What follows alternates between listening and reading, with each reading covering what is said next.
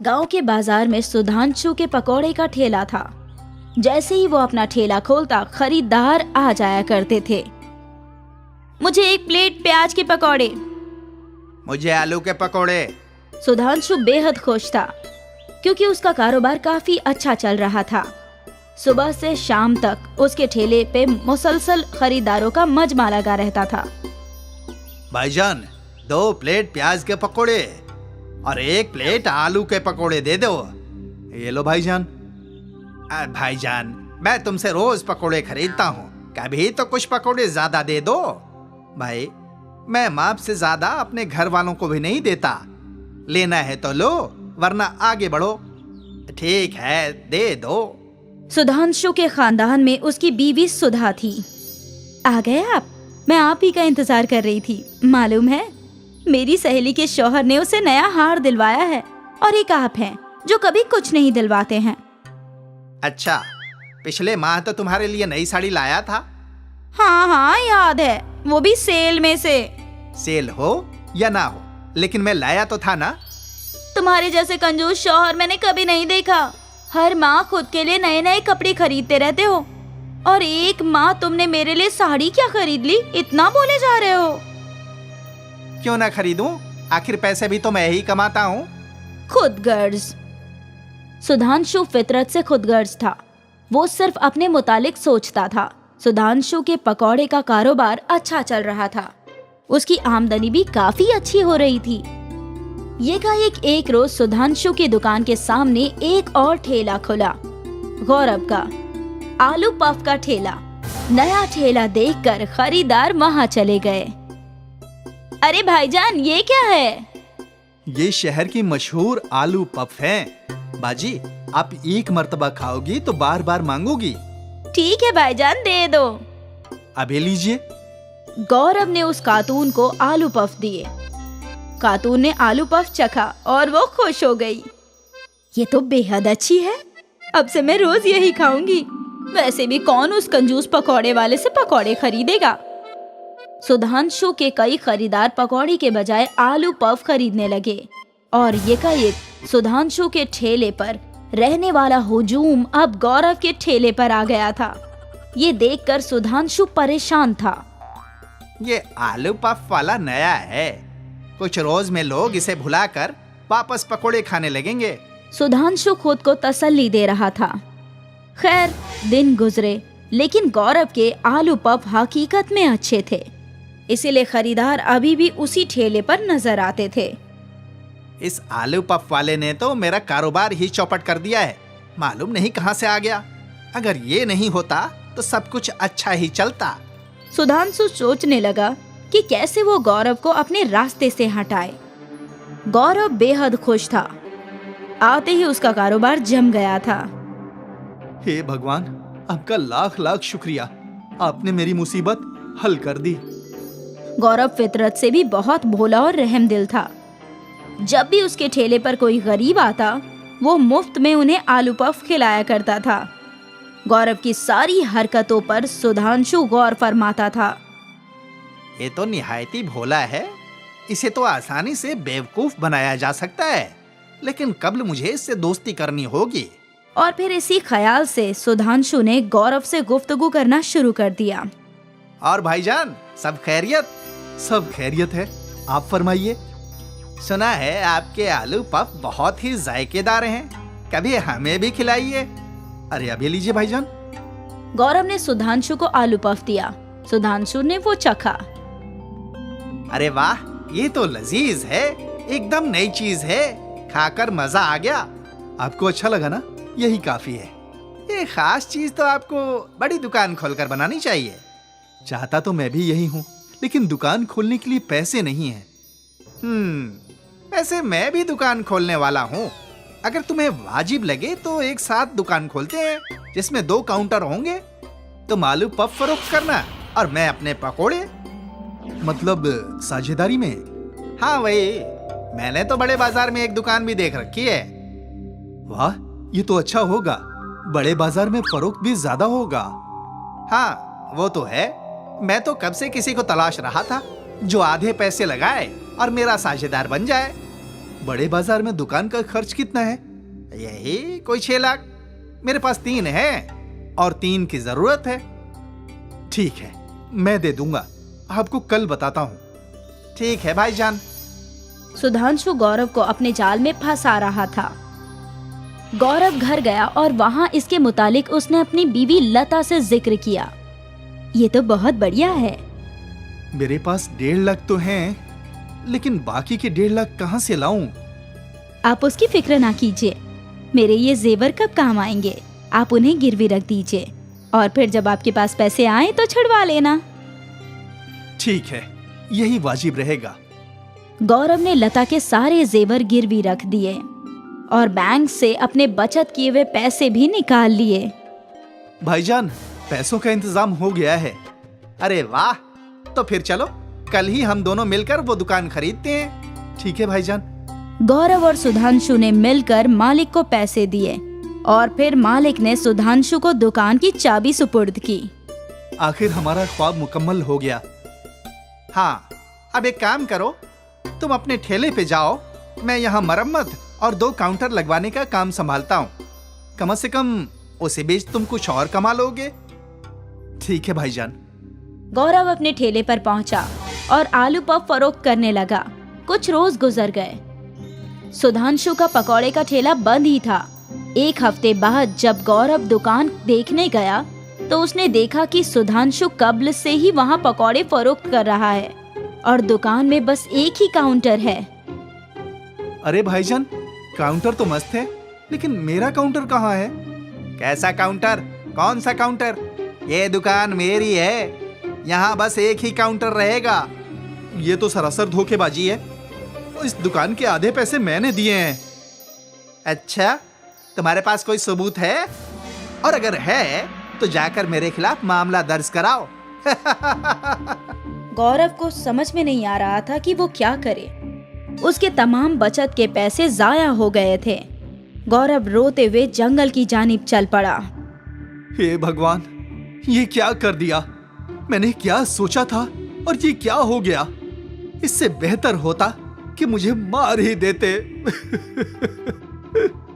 गौरव का रोना सुनकर दरखस की देवी उनके रूबरू हाजिर हुई। गौरव, तुम्हें परेशान होने की जरूरत नहीं।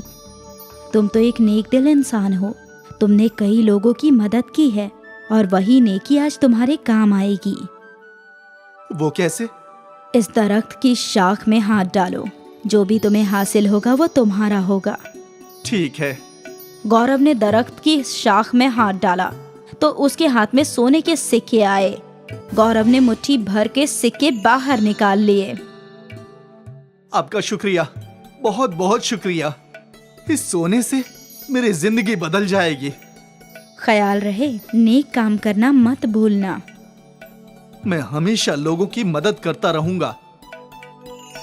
गौरव ने लता के जेवर छुड़वा लिए, नया घर ले लिया और एक दुकान भी खरीद ली। आखिर उसे जो भी चाहिए था वो सब हासिल हो गया। वहाँ दूसरी जानिब सुधांशु की बेईमानी की वजह से उसका कारोबार डूब गया। उसे दुकान फरोख्त करनी पड़ी और वो वापस सड़क पर आ गया।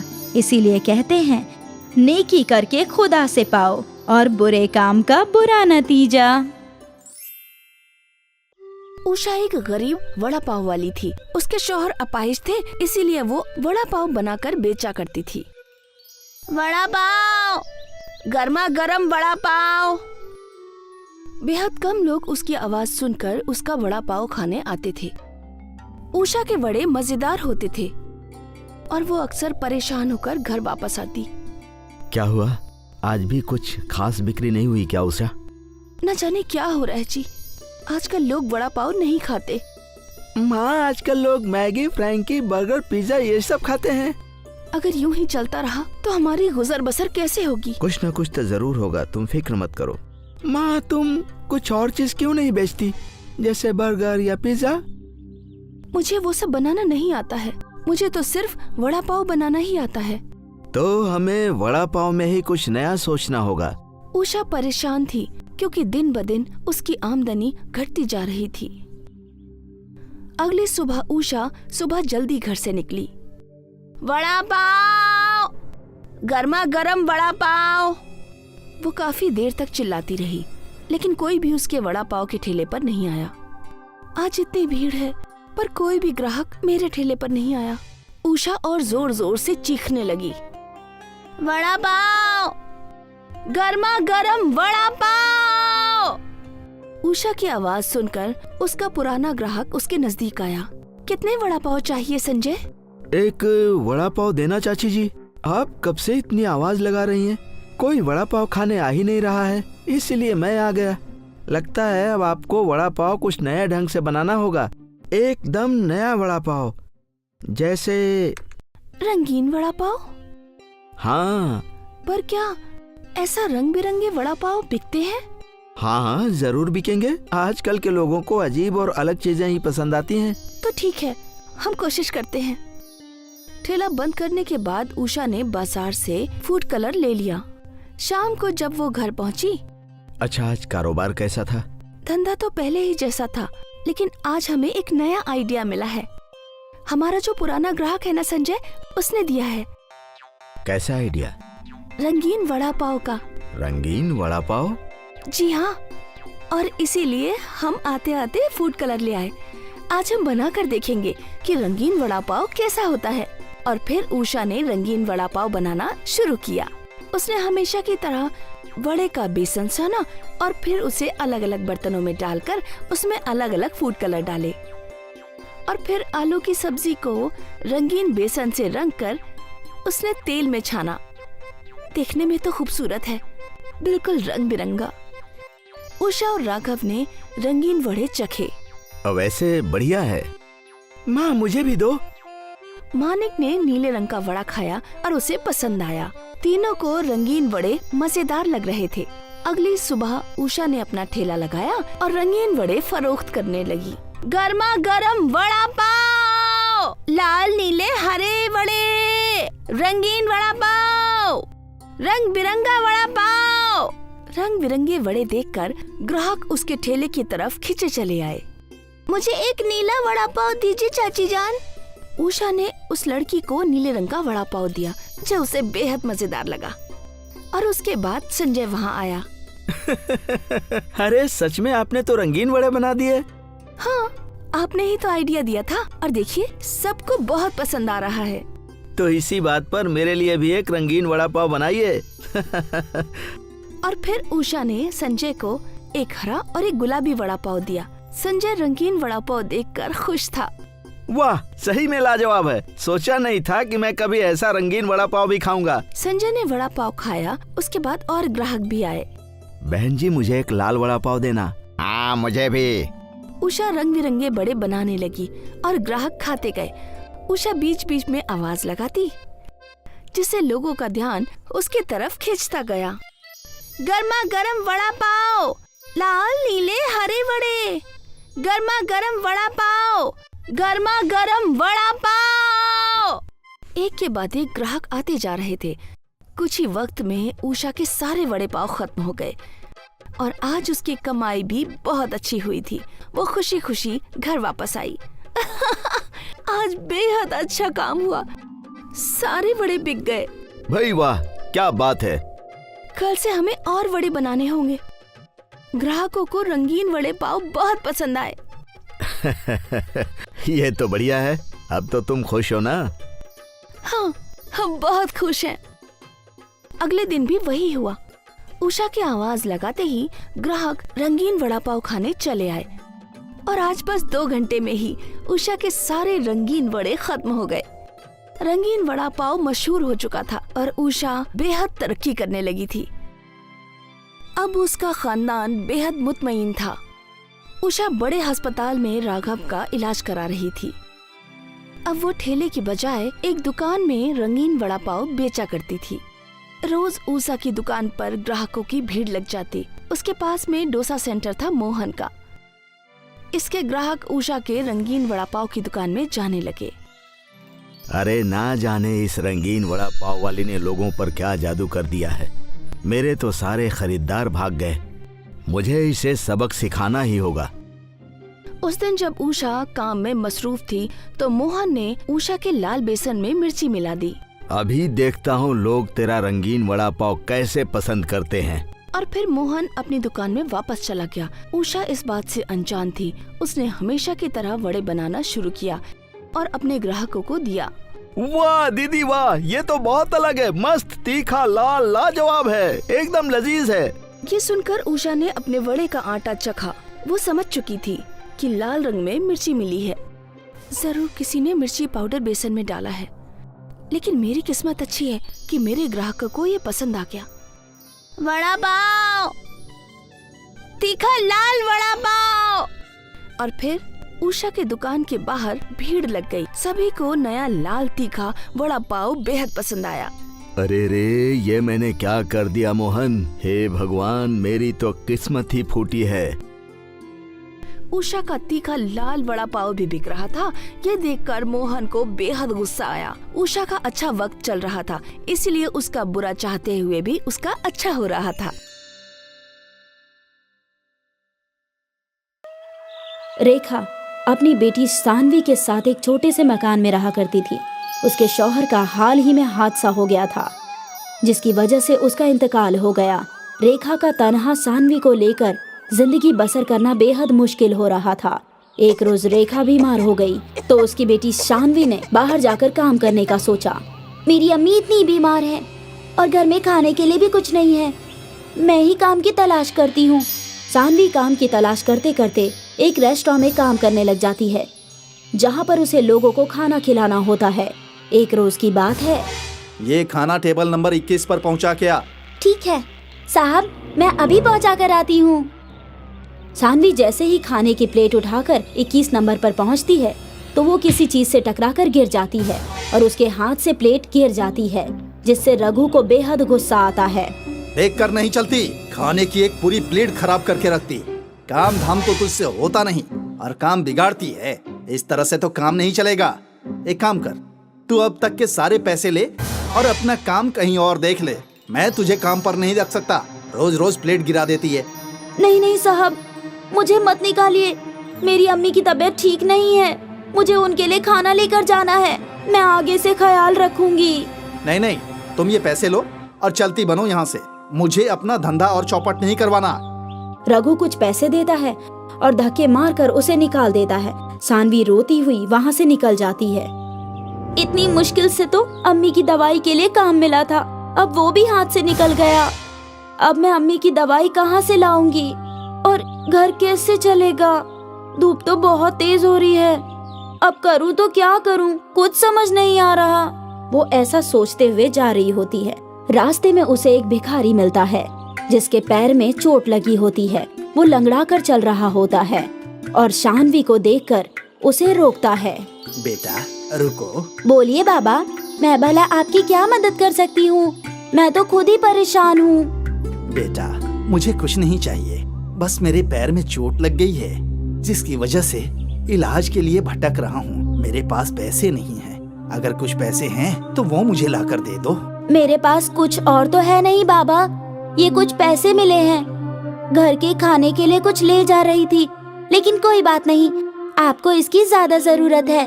देखो ना कितना खून बह रहा है, ये लो पैसे और अपने पैर के जख्म पर मलहम लगा लीजिए। सानवी रघु से मिले सारे पैसे भिखारी को दे देती है, जिससे वो भिखारी बेहद खुश होता है और उसे बहुत दुआएं देता है। बेटा तुमने अपने सारे पैसे मुझे दे दिए जो तुम खाने के लिए ले जाने वाली थी। बहुत नेक लड़की हो। मेरे पास तुम्हें देने के लिए कुछ भी नहीं है, लेकिन मेरे पास एक टिफिन है जो मैं तुम्हें देना चाहता हूँ। बाबा मैं इस टिफिन का क्या करूँगी भला? अगर खाने के लिए ही नहीं है तो मैं इसमें रखूंगी क्या? बेटा ये तो तुम्हें घर जाकर ही इल्म होगा। तुम मेरे कहने से ये टिफिन रख लो और घर जाकर उसे खोलना। सानवी उस भिखारी से टिफिन ले लेती है और अपने घर की जानिब चल पड़ती है। घर जाकर टिफिन खोलकर देखती है तो उसमें एक वड़ा पाव रखा होता है। वो उसे देखकर बहुत खुश होती है कि चलो कुछ तो खाने को मिला। अरे ये तो बड़ी अच्छी बात है, इस टिफिन में मुझे एक वड़ा पाव मिला, मेरे खाने की परेशानी दूर हो गई।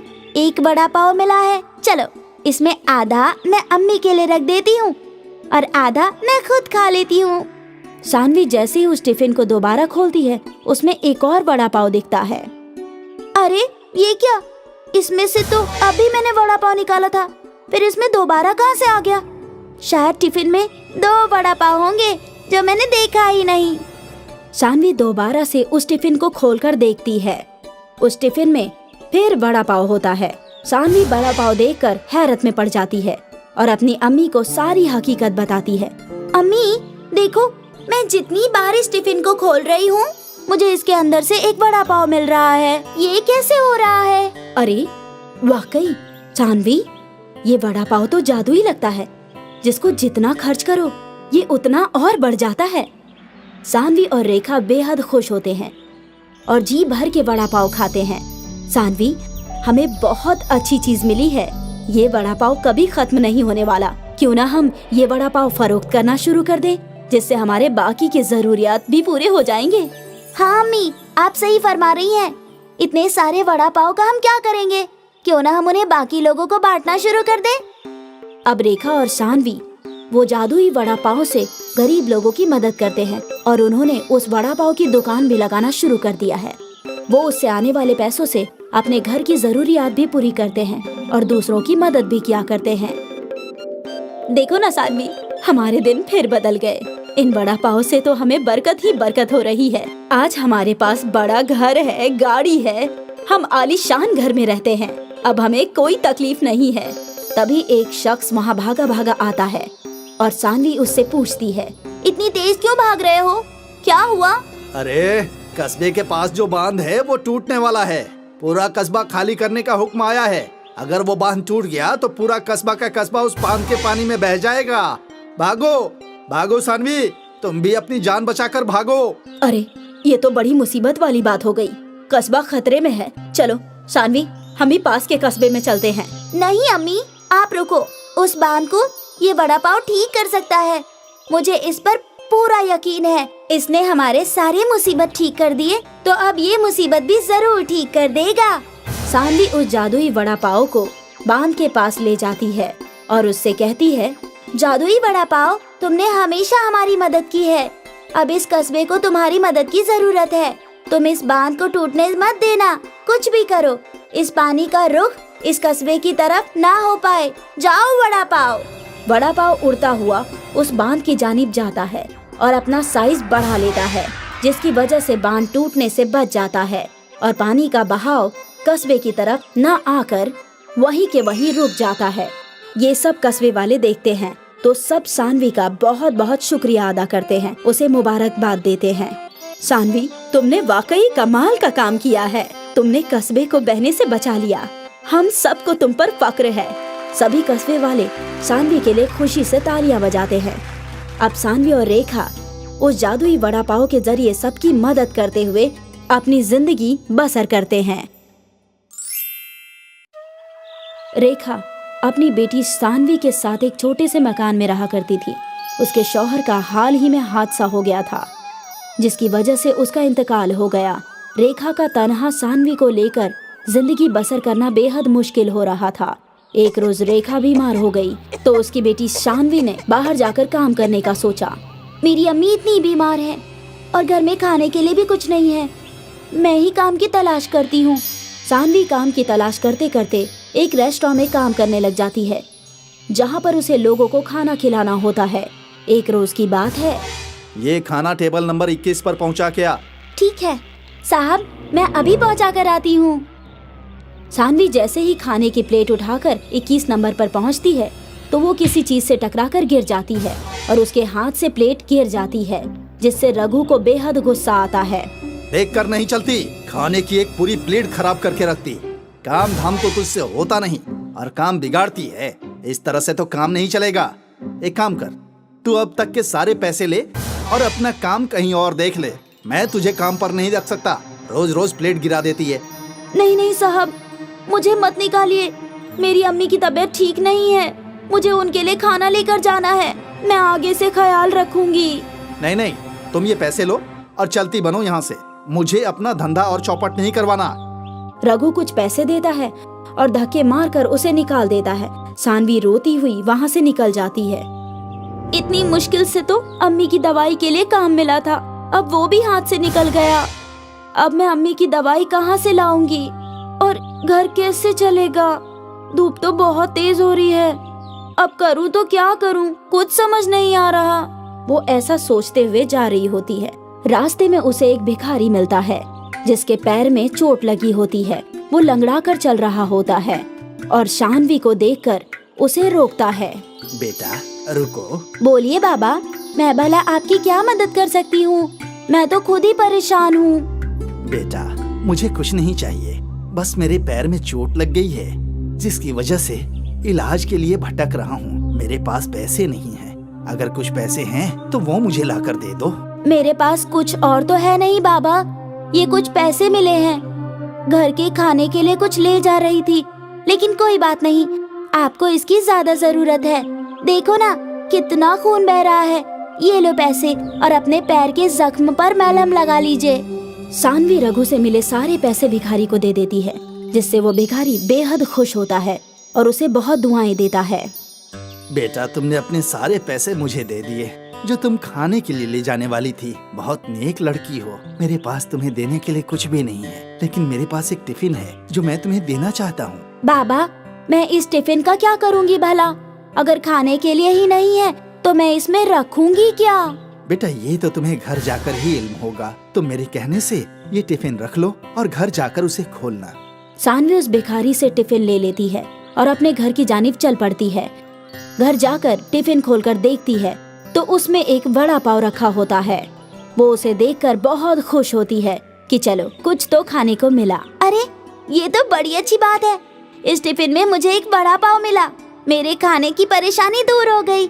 एक वड़ा पाव मिला है, चलो इसमें आधा मैं अम्मी के लिए रख देती हूँ और आधा मैं खुद खा लेती हूँ। सानवी जैसे ही उस टिफिन को दोबारा खोलती है, उसमें एक और वड़ा पाव दिखता है। अरे ये क्या? इसमें से तो अभी मैंने वड़ा पाव निकाला था, फिर इसमें दोबारा कहाँ से आ गया? शायद टिफिन में 2 वड़ा पाव होंगे जो मैंने देखा ही नहीं। सानवी दोबारा से उस टिफिन को खोलकर देखती है। उस टिफिन में फिर वड़ा पाव होता है। सानवी वड़ा पाव देखकर हैरत में पड़ जाती है और अपनी अम्मी को सारी हकीकत बताती है। अम्मी देखो, मैं जितनी बार इस टिफिन को खोल रही हूँ मुझे इसके अंदर से एक वड़ा पाव मिल रहा है। ये कैसे हो रहा है? अरे वाकई सानवी, ये वड़ा पाव तो जादू ही लगता है। जिसको जितना खर्च करो ये उतना और बढ़ जाता है। सानवी और रेखा बेहद खुश होते हैं और जी भर के वड़ा पाव खाते हैं। सानवी, हमें बहुत अच्छी चीज मिली है। ये वड़ा पाव कभी खत्म नहीं होने वाला। क्यों ना हम ये वड़ा पाव फरोख्त करना शुरू कर दें, जिससे हमारे बाकी के जरूरियात भी पूरे हो जाएंगे। हाँ अम्मी, आप सही फरमा रही हैं। इतने सारे वड़ा पाव का हम क्या करेंगे? क्यों ना हम उन्हें बाकी लोगों को बांटना शुरू कर दें। अब रेखा और सानवी वो जादुई वड़ा पाव से गरीब लोगों की मदद करते हैं और उन्होंने उस वड़ा पाव की दुकान भी लगाना शुरू कर दिया है। वो उससे आने वाले पैसों से अपने घर की जरूरियात भी पूरी करते हैं और दूसरों की मदद भी किया करते हैं। देखो ना सानवी, हमारे दिन फिर बदल गए। इन वड़ा पाव से तो हमें बरकत ही बरकत हो रही है। आज हमारे पास बड़ा घर है, गाड़ी है, हम आलीशान घर में रहते हैं। अब हमें कोई तकलीफ नहीं है। तभी एक शख्स वहाँ भागा भागा आता है और सानवी उससे पूछती है, इतनी तेज क्यों भाग रहे हो? क्या हुआ? अरे कस्बे के पास जो बांध है वो टूटने वाला है। पूरा कस्बा खाली करने का हुक्म आया है। अगर वो बांध टूट गया तो पूरा कस्बा का कस्बा उस बांध के पानी में बह जाएगा। भागो भागो सानवी, तुम भी अपनी जान बचाकर भागो। अरे ये तो बड़ी मुसीबत वाली बात हो गई। कस्बा खतरे में है। चलो सानवी, हम भी पास के कस्बे में चलते हैं। नहीं अम्मी, आप रुको। उस बांध को ये वड़ा पाव ठीक कर सकता है। मुझे इस पर पूरा यकीन है। इसने हमारे सारे मुसीबत ठीक कर दिए, तो अब ये मुसीबत भी जरूर ठीक कर देगा।